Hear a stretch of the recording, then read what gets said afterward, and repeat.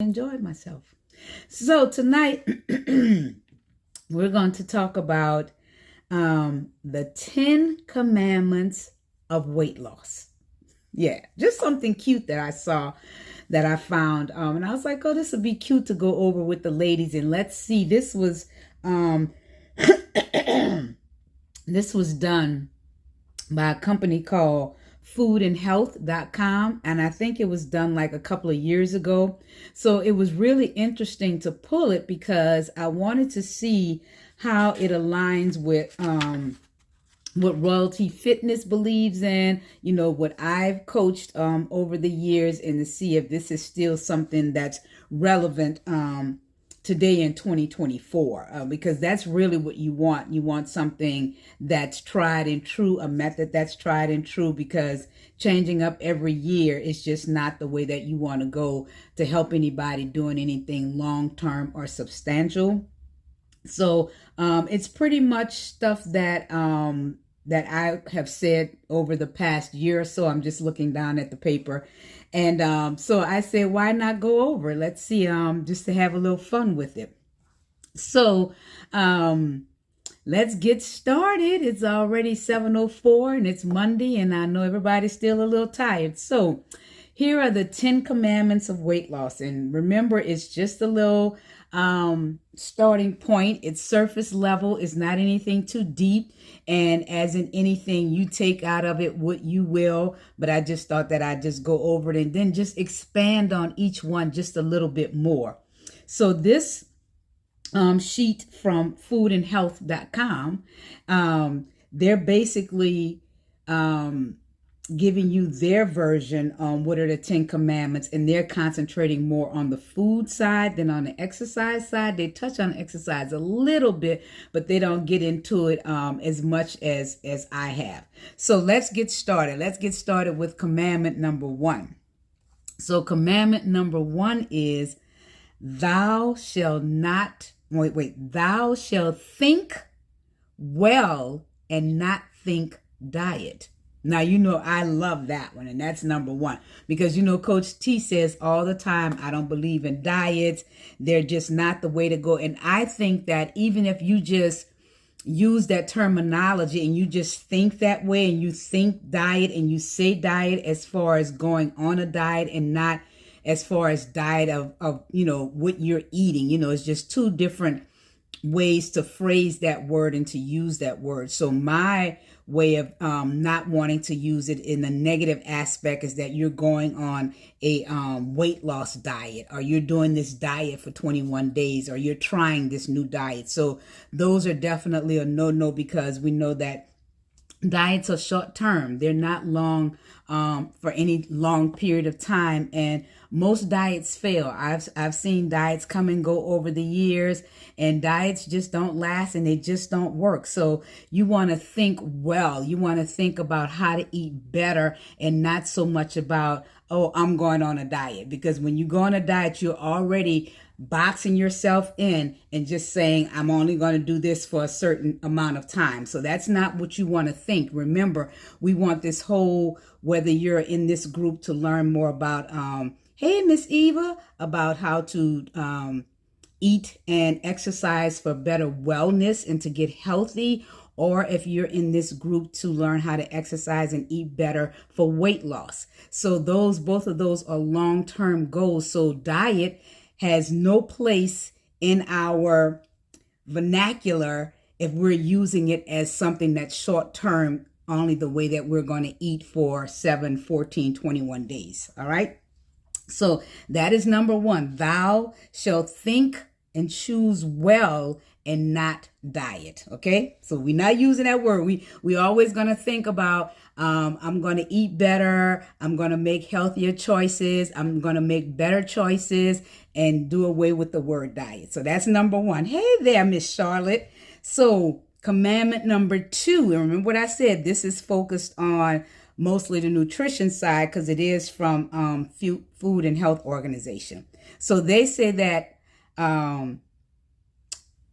commandment number 2 is that thou shalt make exercise fun. Now, y'all know I'm big on that one. So because we're in agreement with that one. I agree with what they wrote on this one, and I totally agree with that one, because it does not matter what I coach on, what type of exercise I get you to do. If you're not a fan of it, if you're not loving it, you're not going to continue it. Because remember, you're not going to have a coach or a trainer with you 24/7. You want your exercise piece of your life to become second nature. You want to be able to get up in the mornings or make plans to get up and say, I'm going to the gym, I'm going to the pool, I'm going to the park, I'm going to yoga, wherever you're going from day to day, because you're going there because that's what you love. So you definitely want to find an exercise or an activity that you love doing. It doesn't have to be exercise, but it can be an activity. Hey, Tracy, because it's going to get you moving. It's going to get you up and out of the house. And if you love it, you're going to stay engaged, because I can coach people all day long. I send people programs. I write programs. I am there like putting together these programs for them in the fitness app to do this exercise, do that exercise, do it for this amount of time. I send it over to people. And I on my app, I can see, when they've actually done the workout, and it just falls through the cracks. And it's like, okay, I have to check in. Are you in it? Are you still in? Are you doing your workouts? What's going on? So that is, a lot of that is habit. So, I'm writing it because they said that that's what they want to do. But what's really going to make them stay true to that and want to do that is that if that's something that they love or something they like. Okay, so thou shalt make exercise fun. All right, or movement, because it could be a class. It doesn't always have to be an actual exercise session. It could be gardening. There's so many activities that you can do to move your body. Everything, your heart rate doesn't have to go through the ceiling, but you definitely want to get steady movement in every day. That's what you should focus on. What you can do. I can go gardening. I know ladies on here that still cut their own grass. That is definitely activity, baby. All the stuff I do, I don't think I could cut grass. I think I could cut probably like a little patch of grass and I'm done. That is some hard work. So when you're doing activities like that, that is exercise on top of exercise. And I command you, because I know some of y'all are still out there cutting grass, because I see one on here right now. All right. So that's the kind of stuff I'm talking about. All right. So number 3, what they say is, thou shalt not, let me say this one again, because this is me. Thou shalt not eat out of boredom. I'm pointing myself. I don't even have no fingers to point to y'all, ladies. No fingers to point to y'all, because that is me. And working from home, I will get up and I will walk to the kitchen, because I'm walking back and forth, and I will 9 times out of 10 have something in my hand. But I have made a concentrated effort to like set a time now, so that I am not eating out of boredom. I will have a time I'm going to have my breakfast. I have a time I'm going to have my snack, and I'm going to have a time for my dinner, my lunch, my afternoon snack, and my dinner. So that's the way that I lay it out. Breakfast, snack, or midday snack, lunch, snack, and then dinner. Those 5. That's it. That's it. Anything else I don't need, because I'm eating out of boredom. So be very careful. Hi, Belinda, is not to eat out of boredom. And be careful, because what will get you also when you buy certain things, and mostly chips. Hey, Barbara, when you buy chips and you buy that big bag of chips and you say, I'm buying it for somebody at the house and I'm not going to eat it. If you go down that rabbit hole, there's no stopping. So what you want to do is that try to buy stuff in single serve or 100 calorie serving. They have the nuts like that now. They have the healthier chips like that, where you can buy stuff in the 100 calorie bags, because when we go for the big bags, just like my granddaughter was doing Saturday, I opened the big bag because I thought that's what her dad wanted her to have when she came and brought it to me. Gigi just opened it, and girlfriend was just going in. So that's how a lot of us are. It's like we just going and going in. Don't do that to yourself. Try not to buy the big one. So don't eat out of boredom. Or another one, and I heard this long time ago, and society has taught us this one because it goes along with going to movies. We will grab our snacks, our popcorn or whatever we're going to eat while we're watching television. That causes us to overeat also. We watching a good movie, we want to grab a snack, but that has been ingrained into us from years ago of going to the movies. That's why they sell all those snacks. So, you're getting a big bucket of popcorn and you go and watch a movie. And a lot of us do that at home. You got your little snack, you got your little dessert before you watch TV. And we have to kind of let all of that go. So thou shalt not eat out of boredom, because most times when you're watching television, it's out of boredom and you're eating while you're watching television, right? Right. Yeah, we have to let that go. So that's number 3. So number 4 says, thou shalt eat out wisely. Now, I'm not saying not to go out and celebrate. And graduation season is in full bloom, baby, everywhere. Everybody's going everywhere you go this past weekend, not just Mother's Day, but graduations are everywhere. All the restaurants are packed. Everybody's out eating. Definitely go out, enjoy yourself, celebrate yourself. But make sure if you're doing it quite often, like sometimes it can't be avoided, like when I'm going on a business trip and I'm gone for 5 days, I have to eat out. I'm in a hotel. I'm not, at home cooking or anything like that.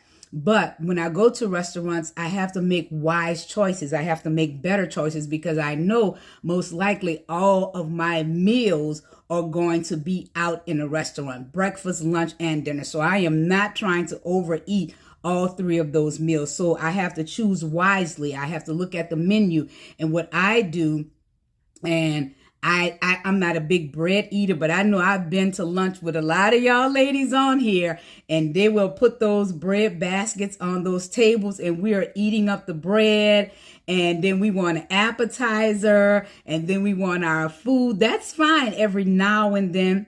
About once a month. I would say a minimum of once a month. But if you're traveling, sometimes it's unavoidable. But if it's unavoidable, that's when you really want to make healthier food choices. Now, if you're going out to celebrate, Coach T said go for it. Knock yourself out. You just out celebrating. Get you a little drinky drink. Eat the bread that you like, because you're not going to eat that bread anywhere else, and just enjoy. But if you are somewhere where you're having to eat out a lot, and vacation too, that goes for vacation. Vacation don't mean go on vacation and eat up all the food, because you're going to come back at least 5 to 7 pounds heavier. Not saying that that's all weight. A lot of times it's mostly water weight, because you're retaining a lot of fluid because you're eating stuff that you're not used to eating. But be mindful on vacation. You don't have to gorge out for every meal on vacation. Try to take it a little light. Try to pull it back a little bit.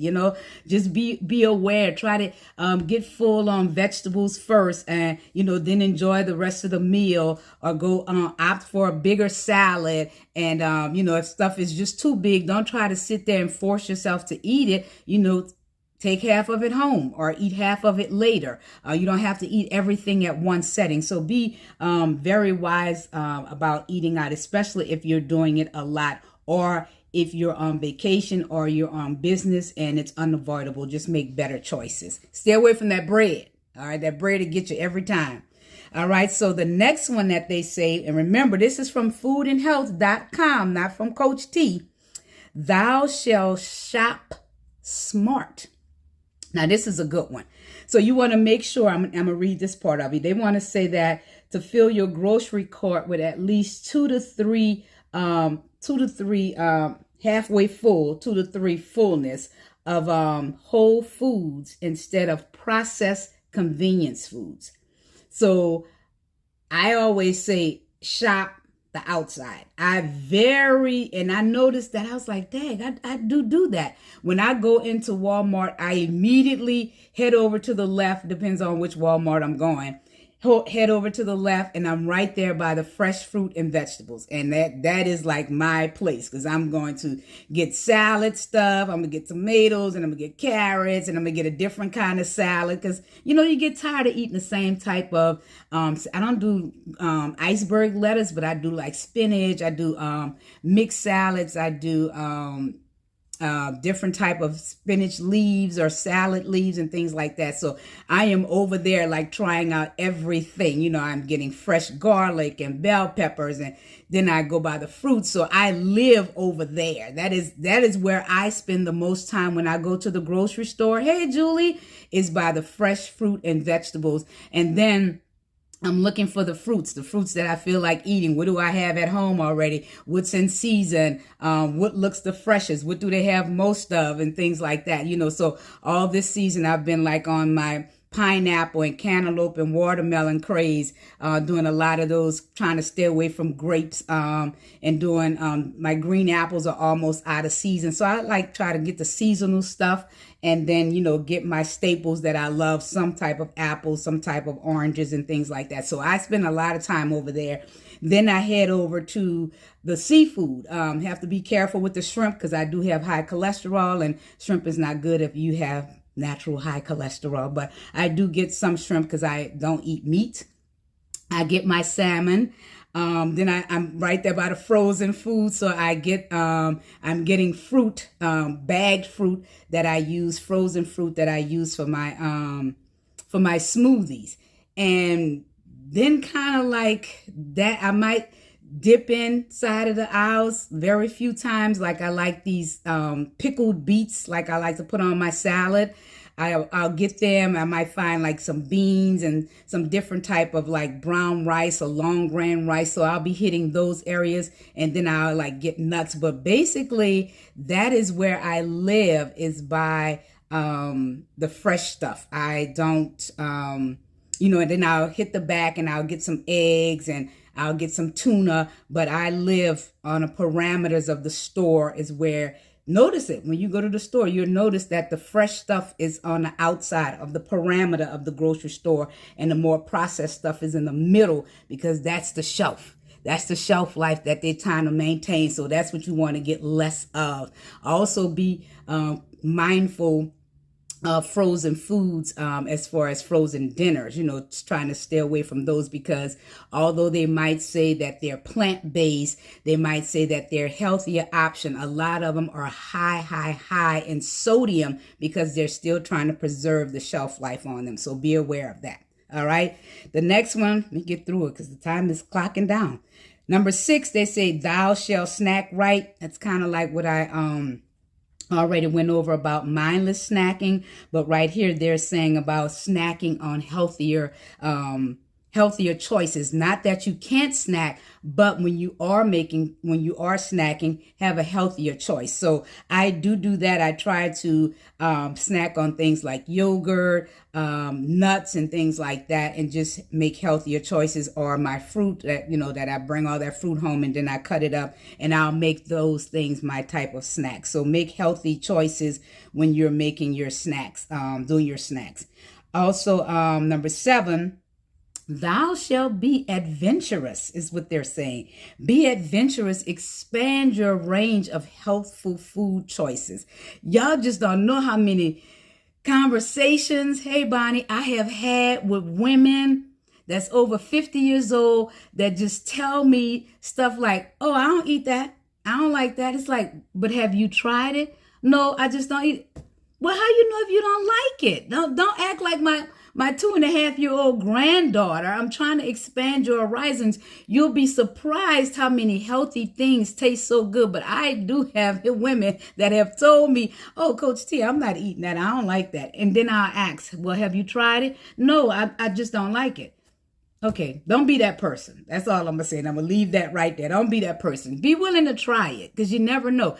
Who would have ever told me that I would be eating cauliflower rice instead of shrimp fried rice? Now when I have, you know, I've tasted shrimp fried rice like my honey was eating some, I was like, let me taste a little bit of that. It is so salty now because I'm used to doing my own shrimp fried rice with cauliflower and stuff like that. And it's like, this stuff is so salty. No wonder your head always hurt. You probably got high blood pressure eating this like this. So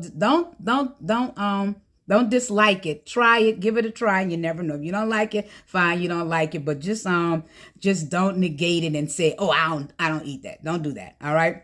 Number 8, they say is thou shalt use less fat Hey, Giselda. Now, that is when you are preparing your food. So be very mindful, because a lot of us, we do pick the healthy food. We bring home the salmon, and you bring home the shrimp, and you bring home the very lean beef, and you bring home the lean turkey and things like that. But then when you get home and you preparing it and you cooking it, you frying it. It's like deep fry this, put it in butter, do this.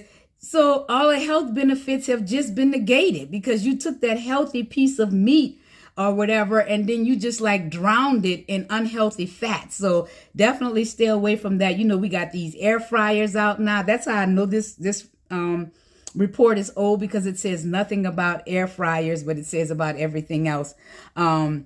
But use less fat, use olive oil, just use a little drizzle of certain fats if you have to use them to give them some taste. Go with real butter instead of going with that manufactured stuff in the tub that, I can't believe it's not butter, but your arteries believe it's something. And it's not butter, but your arteries believe that it's something. So stay away from that stuff, Get some real oil, get some real butter, because it's going to have less calories and it's going to be less processed stuff going on in it. Okay. So you want to go that thou shall use less fat. And that also means salad dressing. So I've seen people have nice, beautiful, big green salads, and they will take that salad dressing and they will just douse it. And it's like, dang, you can't even taste like the freshness of the peppers and the freshness of those cherry tomatoes and the freshness of that crispiness. When you eat a salad, that lettuce should still have some bite to it. You should still hear it crunch. If you have poured so much dressing over it till you don't even hear your salad, you got too much. Okay, let me just give you that's a takeaway. If you have prepared a beautiful salad and you can't hear anything crunching in that salad, you have too much salad dressing on it. Okay, so remember that. All you need is a little dabble. That's it, and mix it up. You want to taste the fresh vegetables more than you want to taste this. And I know salad dressing is good, but salad dressing is high in salt and high in sugar. So be very careful with that salad dressing. So number 9, they say, is thou shalt limit sugar and refined starch. I just said that about sugar. But sugar is hidden in almost everything, because they got to make it taste good, guys. Let's talk. It's money. It's all about money. It's all about big business. And if they're not making it taste good, it's not going to sell. Okay. But we have to be more consumer. We have to be consumers that care more about our health than about their bottom line. Let's just be honest. They care about their bottom line, but we care about our health. So be more aware of what you're putting in your body. Limit your intake on sugar and refined starch. So those refined foods, make better choices. Sugar is hidden in everything. And I was noticing in the Facebook group, I still have it pinned to the top of the Facebook group, the difference between sugar-free and no sugar. Go back and look at that when you're going out shopping, and that'll definitely refresh your memory, because I don't expect you to know all this stuff, because I don't know it. Like, I've heard it, I've tried to practice it, some of it I do know secondhand, but sometimes there's so many things going on so your brain can't hold all of it. So a lot of stuff I've left pinned to the top of the Facebook group. So take advantage of that and go back and see what's the difference between no sugar and sugar-free. You'll be surprised. All right, so you definitely want to limit the amount of sugar or added sugars in your food. Read those labels. Become a label reader. I read labels now on so many things that contain sugar you wouldn't even think. It's like, hey, that contains sugar. Yeah, a lot of it contains sugar, because a lot of stuff is naturally sweet already, and then they're adding sugar on top of it. Okay, so be aware of that. And then with the starches, I always talk about starches. You want to stay away from starches and go with more fiber. Fiber helps your body to flow better. It also helps to keep you full longer. So that's what you're looking for, things like that. And then number 10, they say, thou shalt not skip breakfast. Now, I know.